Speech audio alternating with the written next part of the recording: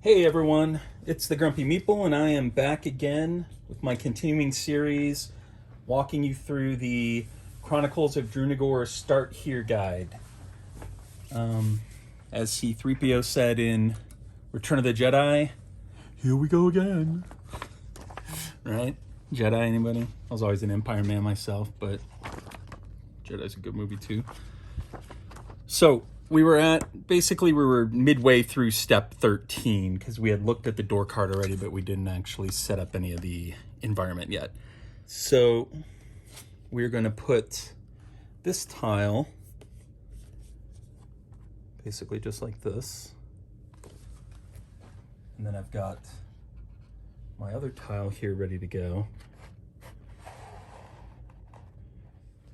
What we're doing here is, ignoring the image, but we're spawning one white monster rookie level, which is the skeleton, that basically the same skeleton that we fought before. Remember, he goes on the green above on the initiative track. And then we're also spawning one cultist veteran level. Cultist veteran, he goes above on the red.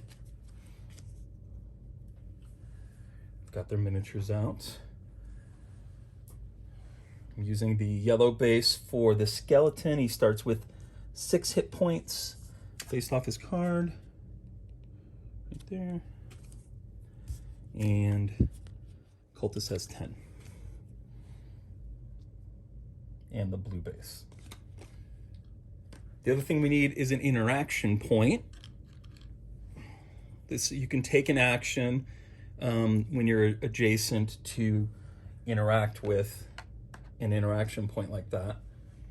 And then we've got those 2 special rules, but we'll go through those kind of as we need to. So we've got our setup done. Next up, Born has just 1 action cube available at this time, and he's melee, so he's too distant to attack, so he is just going to end his turn and keep his cube in case he needs it for a reaction. The turn progresses to the Skeleton Archer rookie, who is going to try and move and hit Vorn.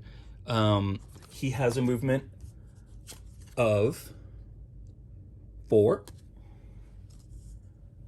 And he's just going to kind of head straight for Vorn. So he's going to go 1, 2, 3, 4.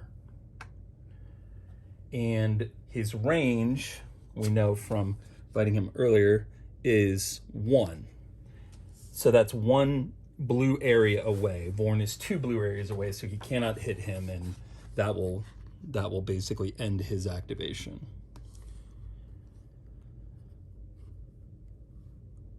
And then they call out where you can find info about the terrain in the rule book. Next up, moving the initiative tracker down, is the Shadow Cultist. And so, as soon as his turn begins, the Shadow Cultist veteran must summon darkness as instructed by the door special rule that summoned him. So let's take a look at that again. It says, Shadow Cultist veteran spawns darkness at the beginning of each of its activations. Before it takes any other action, you must draw 1 rune tile and place the matching darkness tile spawning from the Shadow Cultist and heading towards the heroes adjacent to another tile on the map if the cultist is already on a darkness tile when this effect occurs. So they tell you which rune to pull, basically right here. And they go a little bit into the darkness kind of behavior. So the darkness has 2 types of effects, one of which is passive, so it kind of always happens if you're adjacent to or on darkness, one of which is triggered whenever you fulfill its criteria. You can only suffer damage from darkness once per turn, but that can occur more than once per round. And so they tell us to simulate that this was the rune that was pulled. So I pulled this out of the bag, and what you do is you put it on the initiative tracker over the color of that rune, and then you get the matching tile and you spawn it from the Shadow Cultist.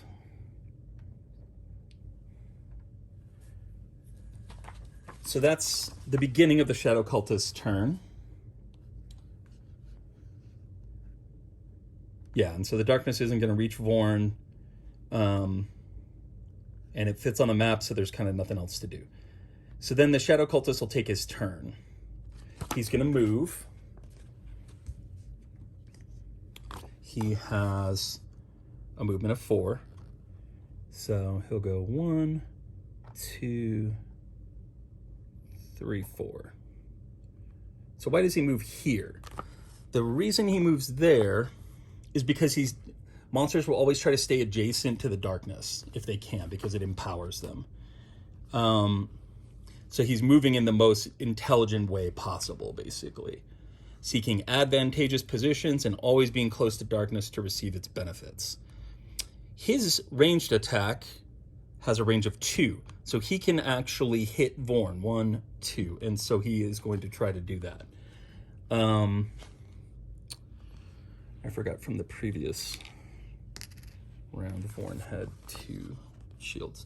So being adjacent to darkness, the Shadow Cultist veteran receives a +1 damage bonus to its attack. So its attack of 5 becomes an attack of 6. Vorn has the 2 shield tokens, so he soaks 2 of those damage automatically. You have to use your shield tokens, can't bank them. And he will suffer 4 points of damage, and he'll be cursed.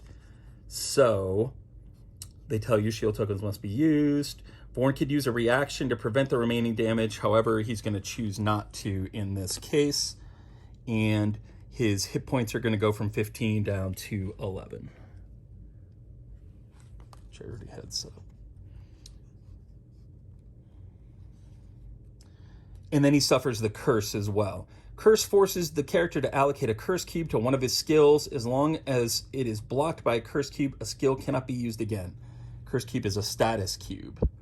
Find more details. Vorn chooses to block his skill First Aid with the curse cube that he received. So you get a black cube, just so, and put it over your First Aid ability to indicate that you kind of can't use it. With the Shadow Cultist attack resolved, the second round ends, and the initiative marker returns to Vorn's card, starting the 3rd round. Okay, moving on to the 3rd round. We're starting the 3rd round, and now we're going to work with the interactions, but first Vorn has to reach it. So the first thing he's going to do is he's going to move towards the interaction point. He's going to use his free movement. This is another mistake in the book. As you can see, they have Vorn ending up in this spot here, which would be here. But I don't believe that he can make it that far because he suffers a penalty of 1 movement point for stepping on a water surface for the first time. So he would go 1, 2, because of the movement penalty, 3. He should be in that spot. But it's almost like the person who did this kind of because of like the forced perspective of the setup, it's like they skipped over this spot right here, basically. I'm going to follow the book just to make it clear, but this is another thing. Like, you can't make these kinds of mistakes in a start guide because this could really screw somebody up. They could be sitting there thinking, well, how did he get to this spot? Does he have some kind of special ability to avoid water or something like that? No, he doesn't. It's just not captured that great in the guide. So, and that's kind of the worst possible answer to the question of why did that happen. But moving on, after his move action, Vorn will have reached the position illustrated above. He suffered a penalty of 1 movement. They just didn't take the 1 movement penalty from him, basically. And then he's going to expend his latest action cube to gain a new move action and advance 3 more spaces since the water terrain penalty has already been applied this turn. So he'll spend his final yellow cube, and he will throw it there to move 3 again. And let's see where they have him moving to. They have him moving up to that corner up there. So he'll go 1, 2, 3. After acquiring his second move action this turn, however, Vorn ran out of available action cubes, and because of that, he's forced to take a recall action. So recall action just basically means he gets all his cubes back, except for curses, and then he gets another curse cube. But they spell it out here in more detail. There are two ways to perform a recall action based on whether or not you do it willingly. You have a willing recall action or an unwilling recall action. The difference is a willing recall action ends your turn. And as far as I know, that's the only difference. So you would do a willing recall action if you really needed your red cube back for your next turn or something like that.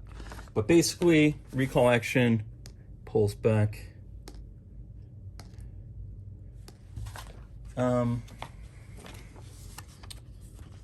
Yeah. So he pulls back those, and then he gets another curse cube. And he chooses to block bulrush. So, just like that. And then Vorn can continue his turn now that he's got all his action cubes again. So he will, he already moved once. And yeah, I'm not sure if I made that clear, but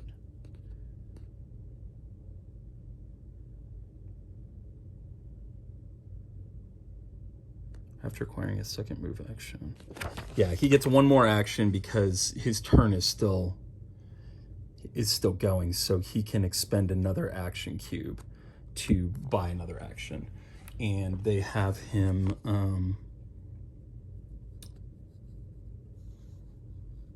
the agility cube. They have him spending the green cube. And this makes sense because, as you can see, both of his agility abilities are blocked, so this thing doesn't do anything for him anyways. And then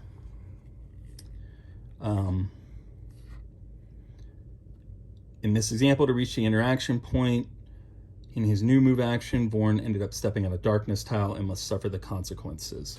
What they're saying is that he's basically going to go 1, 2, 3. But anyways, basically it tells you that when a hero steps on a darkness map or tile for the first time in a turn, he takes 2 damage. This damage could be prevented by shields, but he doesn't have any shields right now, so he will just accept them. He could also use a prevent skill to stop that damage, but the book says that he won't do that either. So he drops down to 9 health.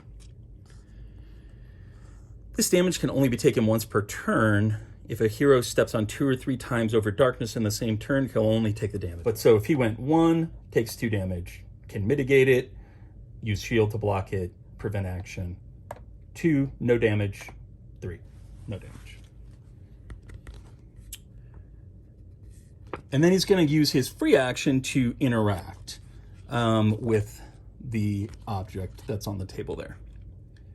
So interacting with an interaction point is a minor action, and every hero can perform 1 interaction in each of their turns. Every interaction point is accompanied by an illustration containing options indicated by a numeric entry. The illustrations are presented in the interactions book. You find the resolution for those entries in the adventure book in the last chapter. And for the prologue, they're both in this book. So here's the interaction. This is another really cool, unique thing. I've never seen a dungeon crawler utilize something like this before.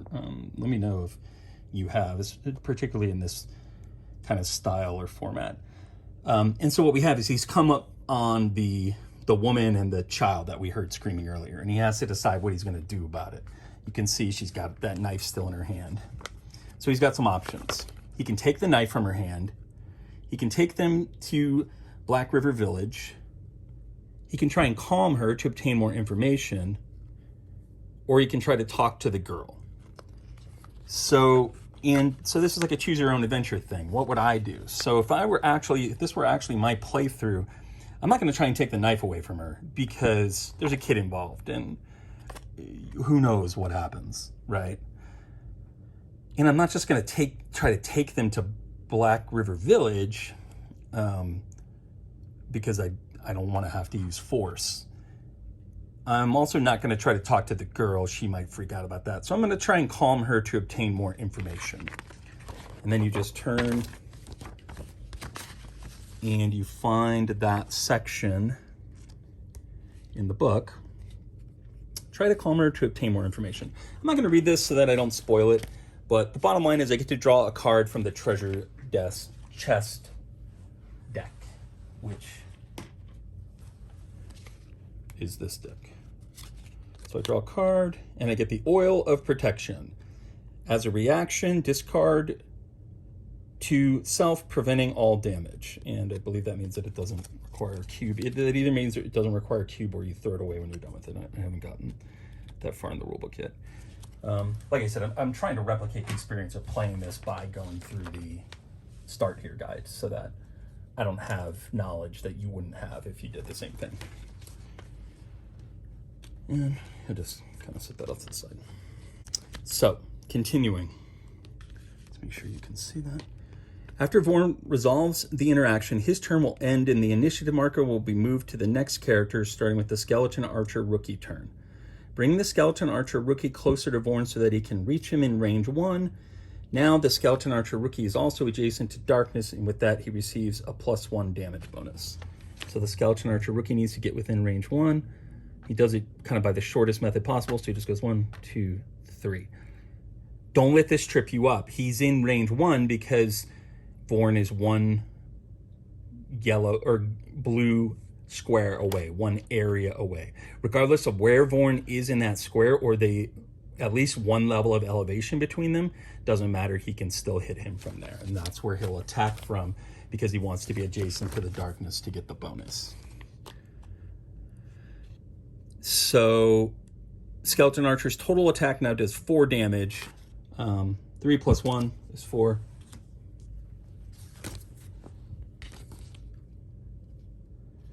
Use your ranged red action cube again to activate the reaction Endure on your plate armor. So again, he's going back to the well on Endure. Endure. Cast it on self, prevent 3 damage. So he prevents 3 of it, but he's still, I'm sorry, no. He just takes 1. He takes 1 damage, going down to 8, and he does get poisoned because he didn't block all the damage. So you get a poison token, and you put it up there. Here they lay all that out kind of in more detail. After the Skeleton Archer rookie has moved and attacked, it'll be the Shadow Cultist's turn again. And it tells you basically, you figure out the next steps. So let's do that. So the Shadow Cultist, doing 5 plus 1, 6 damage, range 2, and cursing. So 6 damage to me. What am I gonna do? I do not wanna take 6 damage. And I believe at this point, basically they're telling you to play through the game on your own. So let's see what we can do to mitigate that. Oh, sure. So why don't I just use my Oil of Protection that I just got. Yeah, hopefully you can see that. Use a consumable item. Well, many items you encounter are sturdy and can be used over and over again. Some items, such as potion and scrolls, can only be used once. They're called consumables. Has the word discard and this symbol on it. It's a minor action, and that's it. So all you do is throw it away. So he throws this away and prevents all that incoming damage, which means he also doesn't get cursed. So that is it for the Shadow Cultist turn. Now it comes back to Vorn. He's already interacted with this spot, and so now it's just all about finishing these guys off. So Vorn has got 2 yellow and a blue. So I definitely don't want to be next to the darkness, whatever I do, because that has some negative impacts on me. Yeah. Penalty of -2 to hit on weapon attacks made by heroes adjacent or on top of darkness. I do not want to be in that position. So I'm going to use my free move action to move 1, 2,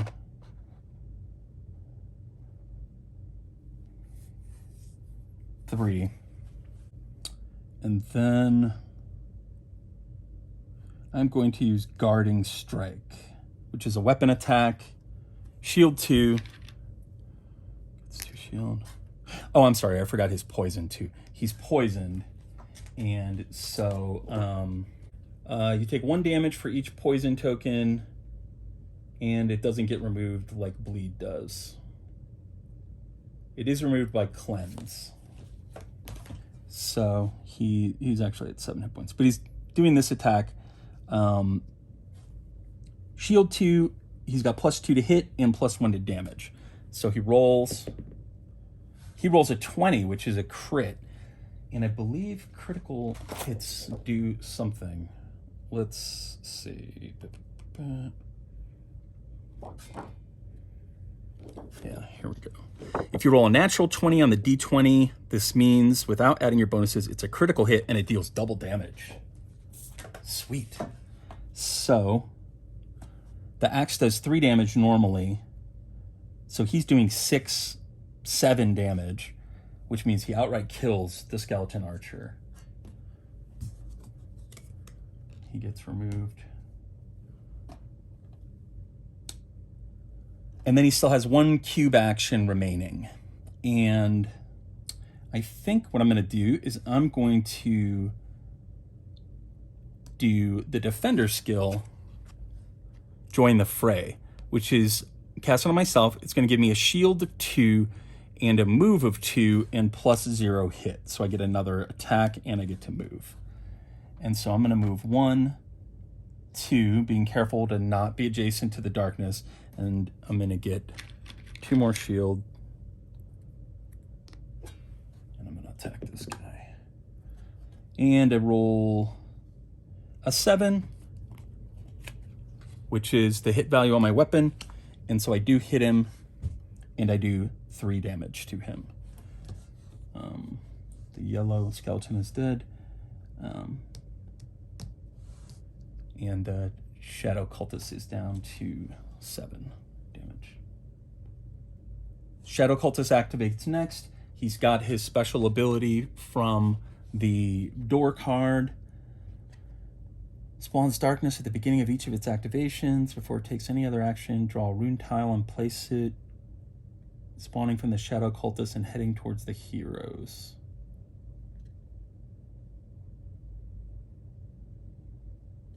Okay, so we draw blue, and I think that this is a 2. Grab one of those real quick. All right, so this goes on the tracker there. Again, I kind of don't know why yet. And it's gonna spawn like that. So I get hit with 2 damage, which I soak with my shield, and the shadow cultist gets empowered. He gets his +1 damage. Now his is a ranged ability. He's got a movement of 4, so he needs to move, but he wants to stay adjacent to the darkness so that he keeps his kind of abilities. So he's going to move to there. And then he's going to do 6 damage, range 2, and he's cursing again. One of the lose conditions in the game is if you ever get 5 curses, and you need to place a 6th, then you lose. So I want to make sure I don't let this guy curse me too much, but hopefully he ain't going to be around much longer. So 6 damage incoming. I have 2 shields. That takes it down to 4 damage. I'm going to spend my divert cube to prevent 3, which takes it down to 1 damage. And then I take an unwilling recall action because I'm out of cubes. I get all my cubes back, and I get cursed again. And I'm going to spend the curse on... Oh, look at this. I didn't even notice his passive. Tactical advantage. Whenever you roll 16 plus self-shield 2. So he should have actually gotten another 2 shields. But I'm going to let that slide. I'm gonna block Whirlwind of Steel. I don't think I'm going to need that again. Okay. So initiative track moves back around to Vorn.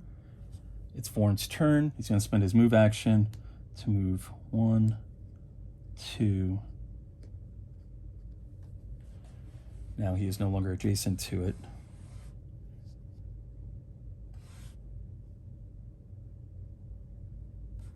He's going to spend a yellow cube on Arcing Swing, which gets +3 to hit, and it cleaves, but he's not going to cleave. He gets an 18, so it definitely hits. You only get the critical on a natural d20, I believe. I'm going to check that again.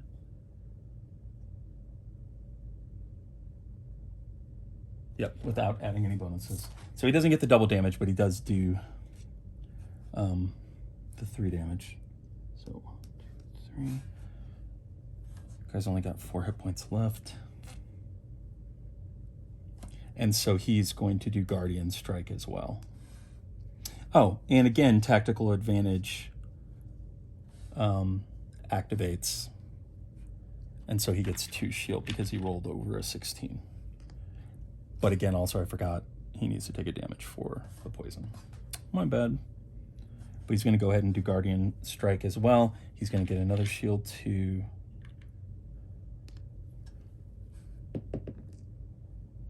Oh, damn. He gets +2 to hit, but that only takes him up to 4. So he misses. Back around to the Shadow Cultist. First thing he does is spawn Darkness. He pulls out an L-shaped Darkness. Spawning on him. And so I think I'll just do something like this.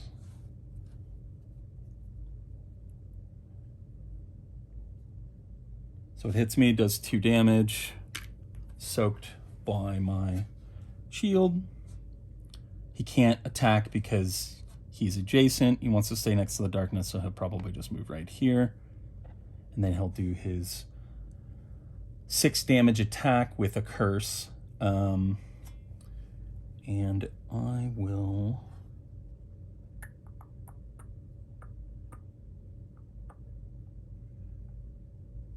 Yeah, I'll prevent 3 of it. So first, shield knocks down to 4. I prevent 3. Means I only take 1 damage. If I were to die, which I don't think I'm going to, I'm hoping to kill him on the next turn, but if I were to get down to 0, what happens is I get KO'd. I don't actually die. And so what that means is you take a wound token, which is the pink tokens, I believe, and you block another skill, just like a curse. But hopefully it's not going to get to that. Okay, so comes back around to Vorn's turn. He's going to use the blue cube to remove a curse from Bulrush. He's going to heal 2, and he's going to cleanse 1, which means that he heals the poison. And now that he has removed that curse, Bulrush is available again. It's a spell, so it's going to hit for sure. Move 3, up to 2 target adjacent enemies, 2 damage. So he can move there and do 2 more damage to the Shadow Cultist. Shadow Cultist is down to 2 hit points, but it is his turn again. Spawns Darkness. Pulls a green, just like that. Darkness won't spawn on top of itself, so I'm actually not sure where it'll go. Adjacent to another tile on the map, the Cultist is already on the Darkness tile. So it'll just go. And actually, because of that, it won't be able to hit me because it has to fit perfectly, basically. And so it's going to spawn something like that.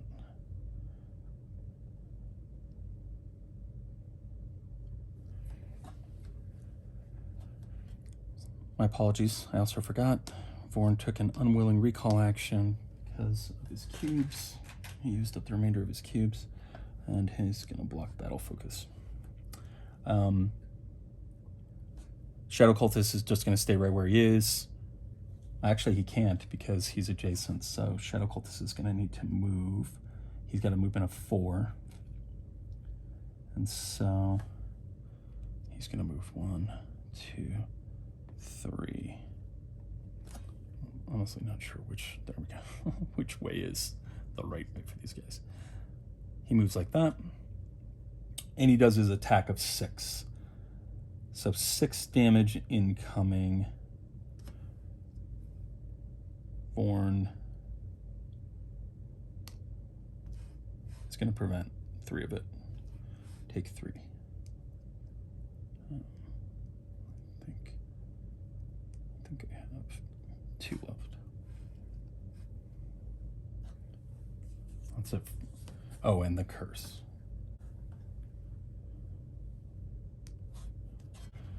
Okay, finally, back around to Vorn. Vorn does bulrush, move 3, does 2 damage, and kills the Shadow Cultist. And that's it. That is the conclusion of the combat.